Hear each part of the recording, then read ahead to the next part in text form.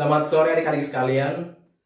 Puji dan syukur tentunya kita panjatkan kehadirat Tuhan, karena atas rahmatnya dan berkatnya kita semua boleh dapat berkumpul untuk boleh melaksanakan ibadah online di sore hari ini, yang kita yakin sama-sama bahwa kita semua menyatukan hati tentunya untuk memuji dan memuliakan nama Tuhan.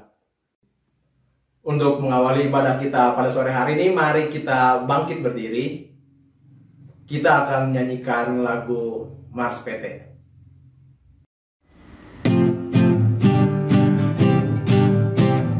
Bersemangat tanpa ragu-ragu, kami Taruna GPIB berkembang tumbuh di dalam Kristus dengan dasar iman teguh.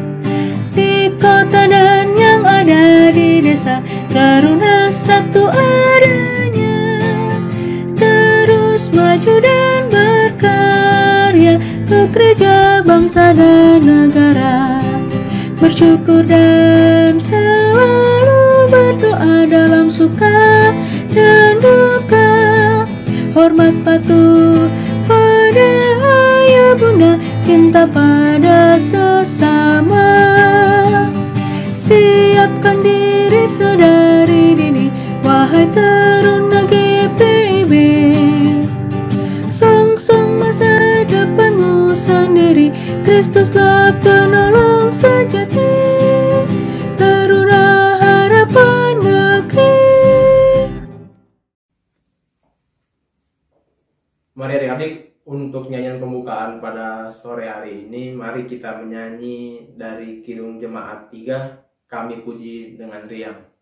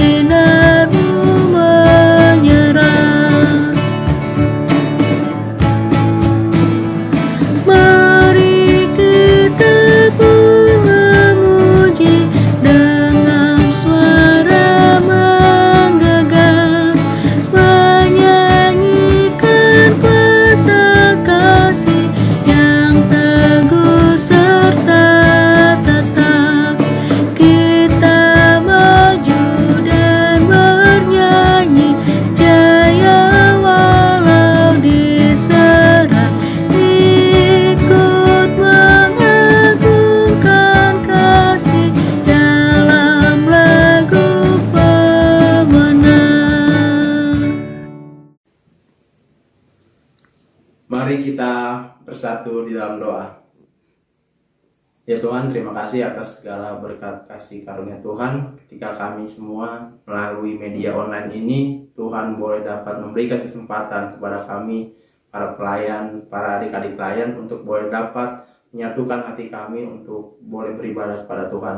Kau mau memberkati ya Tuhan, setiap adik-adik pelayan, para pelayan boleh terlibat atau mengikuti jalannya ibadah melalui media online ini. Kiranya Kau berkati agar kiranya kami boleh dapat melaksanakan ibadah ini dari awal, pertengahan hingga pada akhirnya. Terima kasih ya Tuhan, hanya di dalam nama Tuhan Yesus kita mengucap syukur. Amin. Baiklah, kita akan membaca nas pembimbing pada sore hari ini yang terambil dari kitab Imamat pasal yang ke-19, ayat yang ke-17 sampai dengan ayatnya yang ke-18. Beginilah firman Tuhan. Janganlah engkau membenci saudaramu di dalam hatimu, tetapi engkau harus berterus terang menegur orang sesamamu, dan janganlah engkau mendatangkan dosa kepada dirimu karena dia. Janganlah engkau menuntut balas, dan janganlah menaruh dendam terhadap orang-orang sebangsamu, melainkan kasihilah sesama manusia seperti dirimu sendiri. Akulah Tuhan.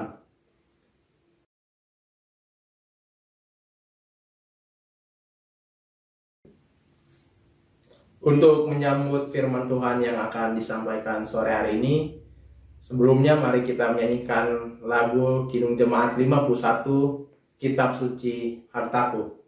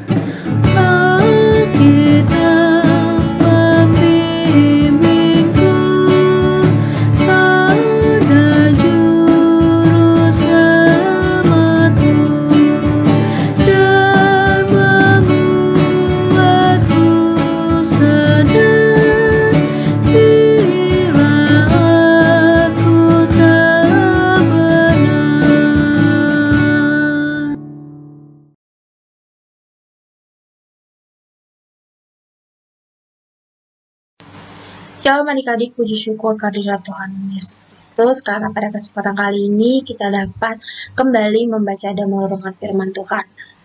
Pembacaan kita pada minggu pertama bulan Mei ini akan kita baca dari kitab 1 Korintus 4 ayatnya yang ke-6 sampai dengan ayatnya yang ke-13. Sebelumnya mari kita bersatu di dalam doa. Tuhan Yesus, terima kasih Kau telah memberkati kami agar kami dapat berkumpul bersama-sama walaupun di rumah kami masing-masing untuk membaca dan merenungkan firman-Mu. Berkati Tuhan hati dan pikiran kami agar hati dan pikiran kami tertuju akan firman-Mu saja. Berkati juga Tuhan hamba-Mu yang akan memberitakan firman-Mu. Berkati hamba-Mu Tuhan agar hamba-Mu bisa memberitakannya dengan baik, dan juga adik-adik kami di rumahnya masing-masing bisa mendengarkan dan bisa melakukannya dalam kehidupan mereka masing-masing. Berkati Tuhan hati dan pikiran kami agar hati dan pikiran kami tertuju akan firman-Mu saja. Ampunkan salah dan dosa kami agar kami layak di hadapan-Mu. Kabulkanlah segala doa-doa kami, dan dalam nama Tuhan Yesus kami berdoa dan mengucap syukur. Amin.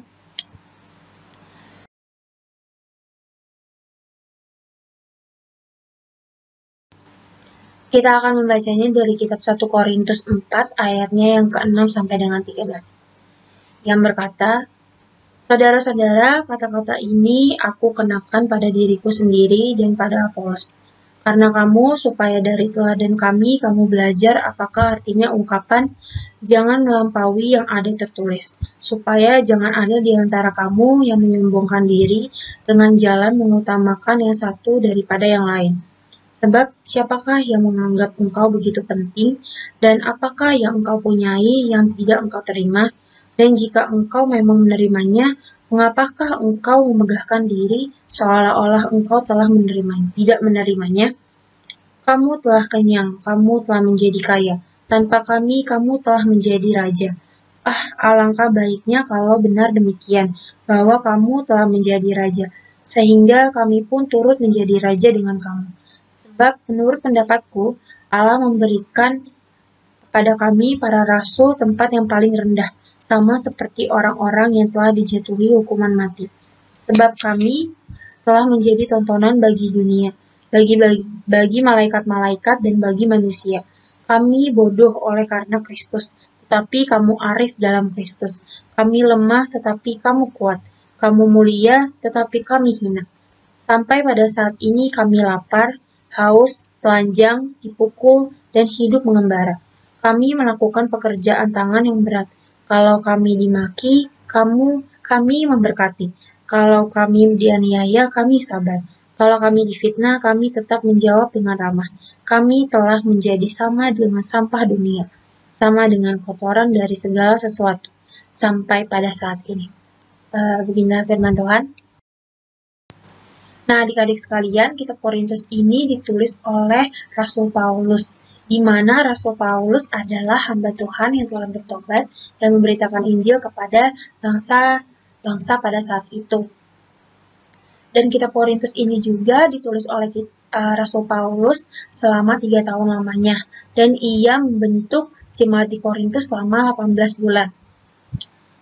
Sesudah 18 bulan Rasul Paulus membentuk jemaat di Korintus, ia berpikir untuk memberitakan firman Tuhan kepada bangsa lain, dan ia melanjutkan pemberitaan firman-Nya kepada bangsa-bangsa di Efesus. Setelah Rasul Paulus sampai kepada bangsa di Efesus, terjadilah perpecahan di mana jemaat Korintus saling memegahkan diri, menyombongkan dirinya, dan juga dia mempertanyakan kerasulan yang dimiliki oleh Paulus. Karena pada saat itu di tengah-tengah jemaat ada rasul baru yang bernama Apolos. Bisa kita lihat di 1 Korintus 4 ayat 1-5, munculnya tokoh Apolos yang menjadi pertanyaan bagi jemaat di Korintus. Mendengar hal itu, Rasul Paulus menjelaskan kepada bangsa di Efesus, bangsa di Korintus, bahwa dia adalah hamba Tuhan juga, bahwa Paulus itu adalah milik Tuhan, bukannya milik jemaat. Dan juga pada saat itu dia itu memang melayani jemaat, tetapi dia itu juga milik Tuhan, dan dia juga harus bisa memberitakan firman kepada bangsa-bangsa lain, bukannya hanyalah bangsa di Korintus, bukannya hanya menetap seperti itu. Dan juga dalam bacaan ini bisa kita lihat bahwa jemaat-jemaat di Korintus ini saling membanggakan diri mereka, bahwa dia berpikir bahwa dia adalah bangsa yang terhormat karena dia memiliki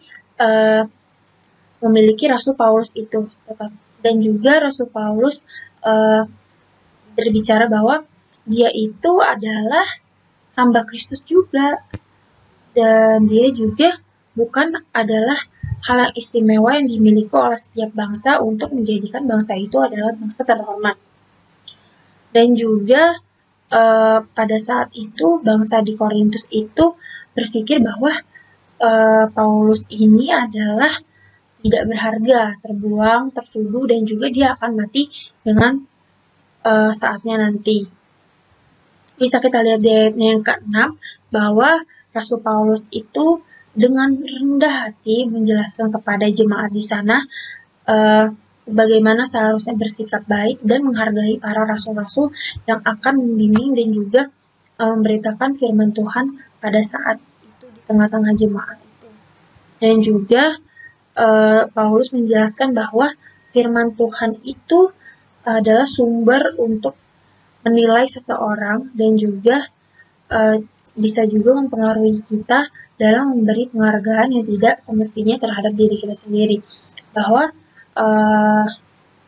sarana yang baik untuk mencegah perselisihan atau mencegah timbulnya perpecahan itu adalah di mana kita harus merenungkan firman Tuhan. Bukannya karena kita memiliki rasul, karena kita memiliki sesuatu yang kita anggap sebagai sesuatu yang wah atau sesuatu yang gimana, dan menjadikan bangsa itu adalah bangsa yang terhormat, dan bukan seperti itu. Dan Rasul Paulus menjelaskan kepada bangsa di Korintus ini bahwa dia itu adalah hamba Tuhan juga dan manusia biasa. Dan di ayatnya yang ke-7, jemaat diberi pemahaman agar menyadari bahwa semua yang ada pada mereka semata-mata anugerah dari Allah, dan dia itu mau membicarakan kepada orang-orang yang menyombongkan dirinya pada saat itu. Karena pada saat itu terjadilah perpecahan bahwa orang-orang yang memiliki materi yang cukup banyak, orang yang dikatakan orang-orang kaya itu saling menyombongkan dirinya bahwa dia memiliki harta, bahwa dia memiliki segala macam. Dan Rasul Paulus ini menjelaskan bahwa semuanya itu adalah kepunyaan Tuhan, semuanya itu adalah anugerah Tuhan, semuanya itu adalah ya berasal dari Tuhan, bukan dari diri kita, bukan dari usaha kita. Ya memang dari usaha kita, tetapi kalau bukan karena Tuhan, kalau bukan karena izin Tuhan, itu semua adalah tidak ada tandingannya. Dan juga, nah adik-adik, di ayatnya yang ke-8 sampai ayatnya yang ke-13, Rasul Paulus ini ingin membandingkan bahwa kehidupan jemaat dan kehidupan rasul-rasul itu sangat berbeda, di mana kehidupan rasul ini yaitu di ayatnya yang ke-12 kita bisa lihat di mana Rasul Paulus berkata, kami melakukan pekerjaan tangan yang berat. Kalau kami dimaki, kami memberkati. Kalau kami dianiaya, kami sabar. Kalau kami difitnah, kami tetap menjawab dengan ramah. Kami telah menjadi sama dengan sampah dunia, sama dengan kotoran dari segala sesuatu sampai pada saat ini. Rasul Paulus itu ingin bahwa masyarakat Korintus itu tidak berpikir dia memiliki rasul dan dia adalah bangsa yang terhormat. Dia itu mau bahwa jemaat di Korintus ini menjadi sama seperti mereka, sama-sama bisa merendahkan diri, sama-sama tidak bermegah, sama-sama bisa mencerminkan sikap dari Tuhan Yesus sendiri. Dan juga pada saat itu Rasul Paulus ingin membicarakan tentang bahwa apa yang kita punya, apa yang kita miliki pada saat ini, ya itu adalah berasal dari Tuhan, bukan dari diri kita sendiri. Bahwa kita berpikir, ini apa sih, atas jeripayah gue sendiri, atas jeripayah saya sendiri. Itu seharusnya tidak boleh berpikir seperti itu. Dan dia harus berpikir, ini tuh berasal dari Tuhan, dan tanpa Tuhan dan tanpa izinan Tuhan itu tidak ada apa-apanya, dan Tuhan bisa ngambil kapanpun dan dimanapun dan waktu kapanpun Tuhan bisa ambil, baik itu talenta, baik itu harta, baik itu semuanya Tuhan bisa ambil kapanpun. Dan kita bisa ambil dari pembacaan kita di sini bahwa adik-adik sekalian yang mempunyai talenta, yang mempunyai pintaran, yang mempunyai bakat di bidang musik ataupun apapun itu, adik-adik tidak boleh memegahkan diri, adik-adik tidak boleh menyombongkan diri.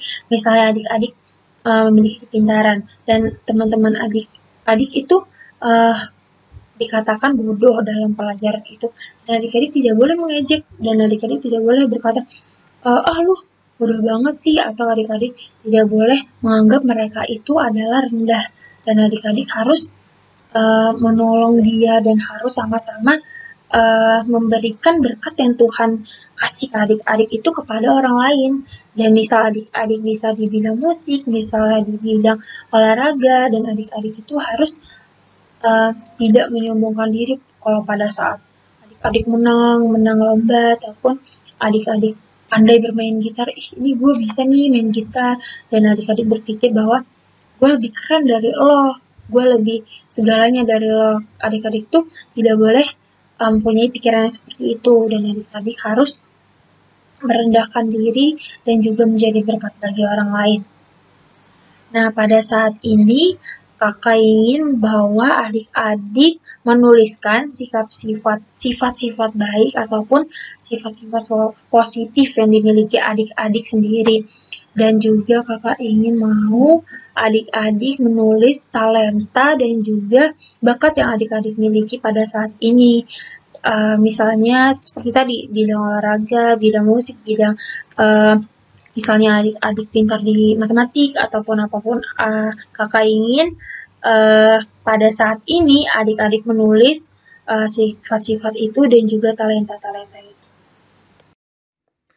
Baiklah adik-adik, pada sore hari ini kita akan melakukan sebuah aktivitas.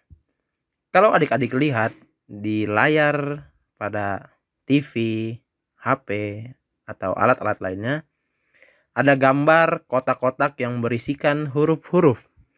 Nah, dari huruf-huruf tersebut dapat ditemukan 9 buah nilai-nilai kebaikan dalam bentuk sebuah kata. Untuk itu, adik-adik boleh dapat melihat dan mencari kata-kata tersebut. Lalu yang sudah menemukannya, jangan lupa untuk tulis di komen. Oke? Selamat melakukan aktivitas.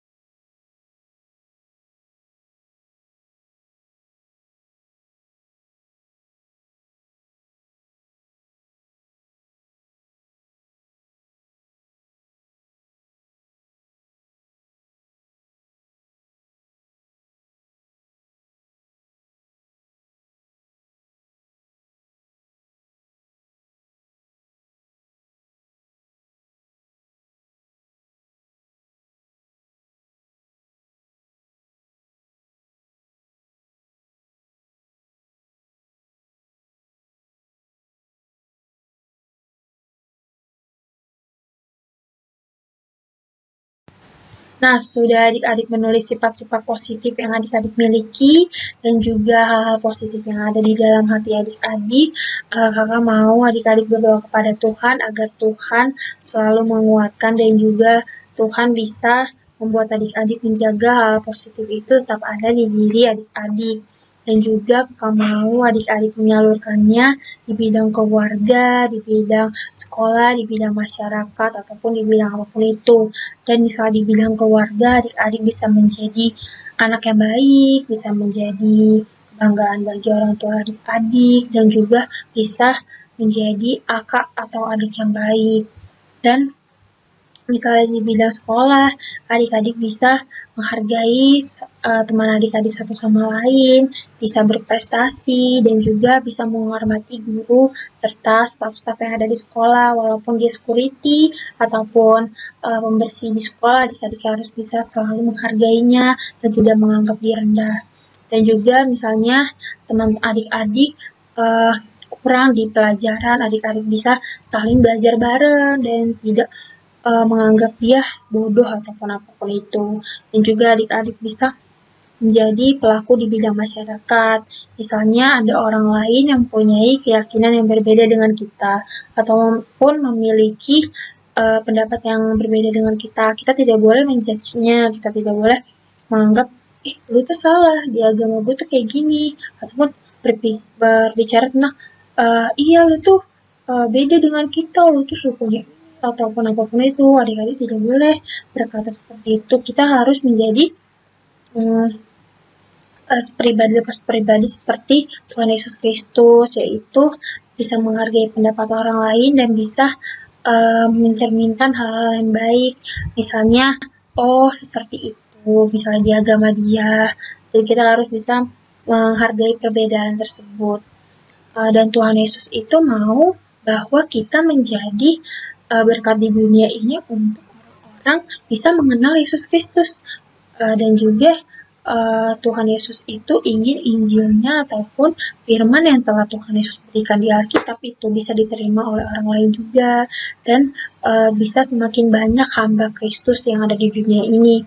Bisa saja adik-adik membawa sifat-sifat positif itu di bidang masyarakat sehingga orang lain itu bisa mengenal Tuhan Yesus.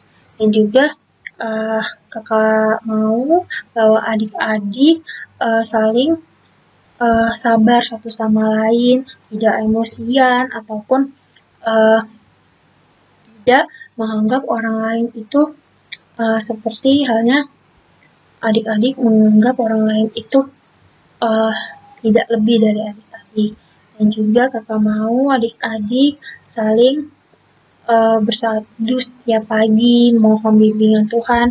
Dan juga pernah kakak beritakan firman bahwa kita itu harus selalu bersaat teduh, mau itu pagi maupun itu malam, saat teduh itu bisa selalu dilakukan. Dan juga kakak mau adik-adik melakukan hal itu di kehidupan adik-adik sekalian, dan juga bisa tidak hanya doa makan atau doa tidur, dan itu pun tidurnya bisa doanya tiduran ataupun malah misalnya doa tiduran, ya juga adik-adik malah ketiduran, terus besoknya pagi lagi, seperti itu.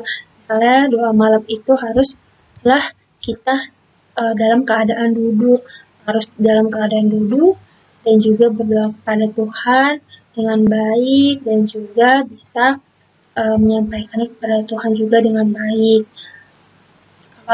Kakak mau adik-adik selalu memahami itu dan juga harus menjadi pelaku bagi firman Tuhan di kehidupan adik-adik sekalian.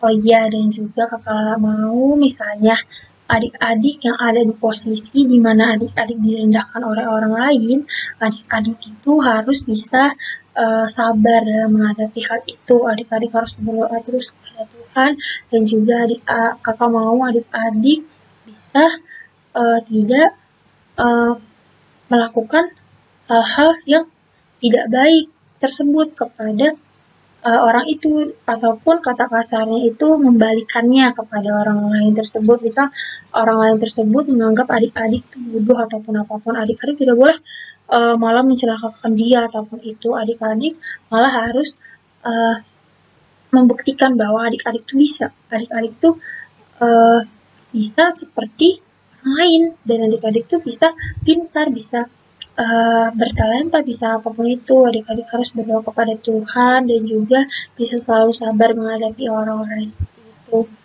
Dan misal adik-adik juga di kehidupan sehari-hari masih berkata kasar ataupun tidak mau menghargai orang yang lebih tua dari adik-adik harus bisa berubah dari sekarang. Adik-adik harus kembali lebih sabar lagi, merendahkan diri, dan juga adik-adik harus berpikir bahwa itu adalah orang-orang yang lebih tua dari kita, dan juga itu harus bisa kita hargai satu sama lain. Dan juga kakak mau adik-adik bisa selalu bersyukur atas apa yang adik-adik miliki, walaupun adik-adik tidak memiliki harta ataupun talenta ataupun apapun yang dimiliki orang lain, adik-adik harus tetap bersyukur. Dan kakak yakin bahwa banyak sekali orang-orang yang iri juga dengan adik-adik, ataupun adik-adik harus berpikir bahwa banyak orang lain yang lebih kekurangan, yang lebih dari adik-adik, dan adik-adik tidak boleh terus menganggap bahwa iya ya dia beruntung ataupun dia lebih dari aku. Kenapa aku seperti ini ataupun apapun itu, adik-adik juga seperti itu, dan harus saling menguatkan diri. Oke, di dalam pembacaan kita dari 1 Korintus ayat 4 sampai ayat 1 Korintus 4 ayatnya yang ke-6 sampai yang ke-10 itu sampai yang ke-13, Tuhan mau kita menjadi jemaat yang taat kepada Tuhan dan bisa saling menghormati satu sama lain seperti tadi, dan juga bisa tidak menganggap dirinya tinggi di setiap orang lain. Dan juga Tuhan mau kita tidak bermegah karena apa yang telah kita miliki. Karena semuanya itu hanya berasal dari Tuhan. Semuanya itu adalah milik Tuhan. Dan semuanya itu bisa Tuhan ambil pada saat kapanpun, pada saat waktu kapanpun. Terima kasih pada adik-adik yang telah setia kepada Tuhan dan juga selalu taat kepada Tuhan, dan semoga kita bisa menjadi anak-anak Tuhan yang baik. Amin. Untuk merespon firman Tuhan yang telah disampaikan, untuk itu mari kita menyanyikan lagu dari Gita Bakti 49, Kasih Pasti Lemah Lembut.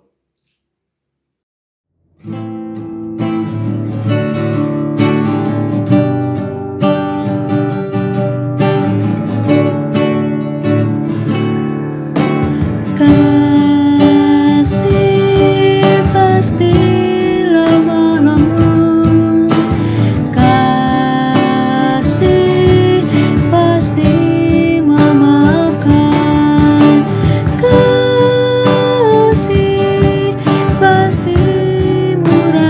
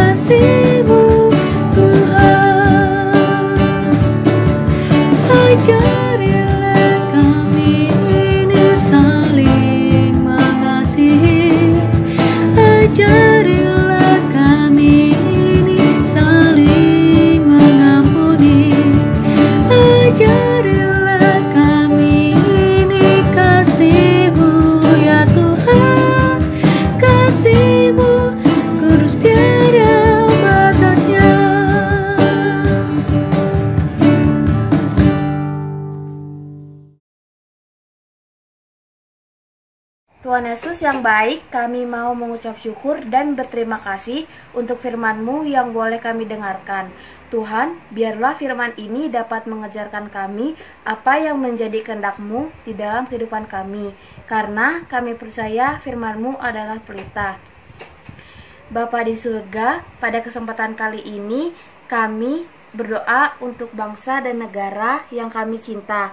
Bapa, begitu banyak permasalahan yang terjadi pada bangsa dan negara kami, mulai dari masalah ekonomi, kesehatan, kesenjangan sosial, keagamaan, hingga perseteruan antar bangsa yang belum juga berakhir.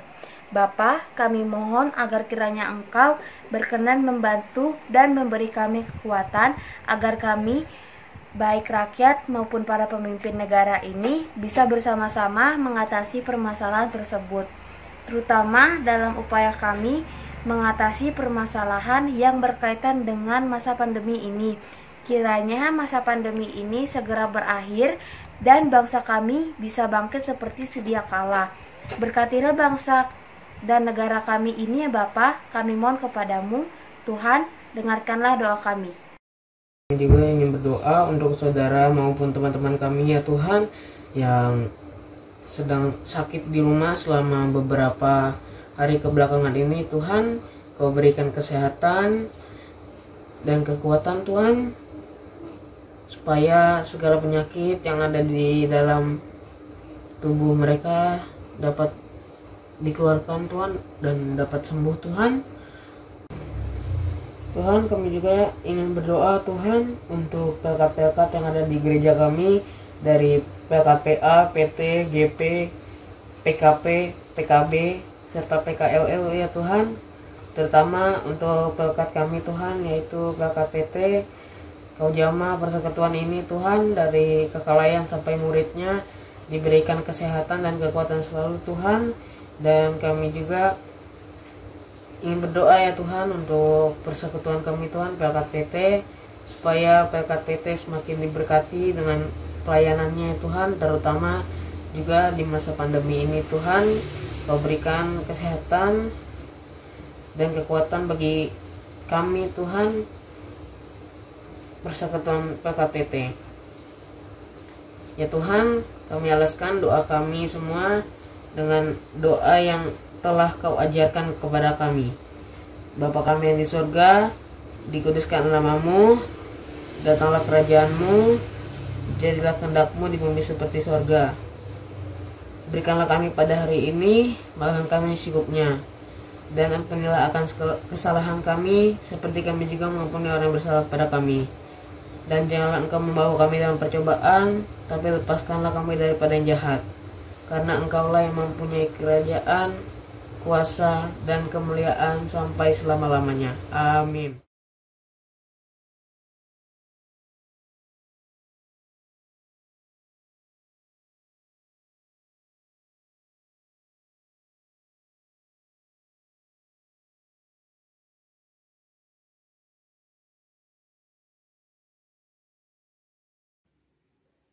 Mari adik-adik sekalian, kita bangkit berdiri dan menyanyikan lagu dari Gita Bakti 214, Tiap Langkahku.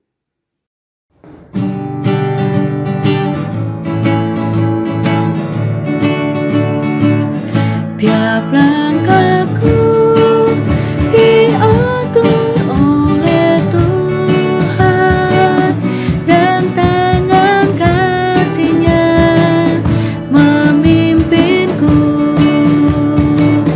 Di tengah badai dunia mana ku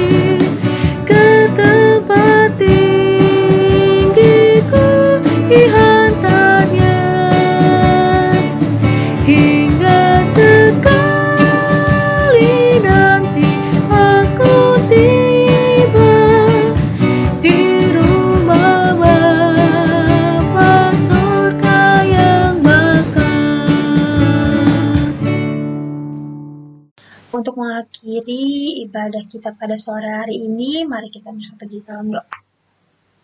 Tuhan Yesus, terima kasih Kau telah memberkati ibadah kami dari awal pertengahan hingga akhirnya dengan baik tanpa kurang suatu apapun. Terima kasih juga Tuhan atas berkat dan juga firman yang telah kami dengar pada sore hari ini. Berkati Tuhan firman yang telah kami dengar tadi, agar kami bisa melakukannya dalam kehidupan kami sehari-hari, agar kami bisa tidak menyombongkan hati kami, agar kami tidak bisa menjadi orang yang bermegah dan juga kami bisa menjadi orang yang rendah hati. Berkatilah kami Tuhan agar kami bisa menjadi pelaku-pelaku firman-Mu dalam kehidupan kami sehari-hari dan juga kami bisa kembali bersama-sama untuk melakukan ibadah secara online di minggu depan. Berkatilah Tuhan kami agar kami selalu diberi kesehatan dan juga dihindari oleh segala mara bahaya penyakit. Walaupun Tuhan kami tahu pada saat ini ada wabah penyakit COVID-19, berkatilah kami dan juga keluarga kami dan juga orang-orang yang kami cintai agar bisa terhindar dari hal itu dan juga bisa selalu diberi kesehatan dan juga berkat oleh-Mu. Berkati Tuhan seminggu ke depan yang akan kami lalui. Berkatilah Tuhan agar Roh Kudus-Mu saja yang membimbing kami dan juga Roh Kudus-Mu saja yang memberkati kami di setiap hari kami. Ampunkan dosa dan kesalahan kami agar kami layak di hadapan-Mu. Ampunkan ya Tuhan segala sifat-sifat kami yang Engkau kurang senangi dan juga semoga kami bisa memperbaikinya. Kabulkanlah doa kami ini dalam nama Tuhan Yesus kami berdoa dan mengucap syukur. Amin.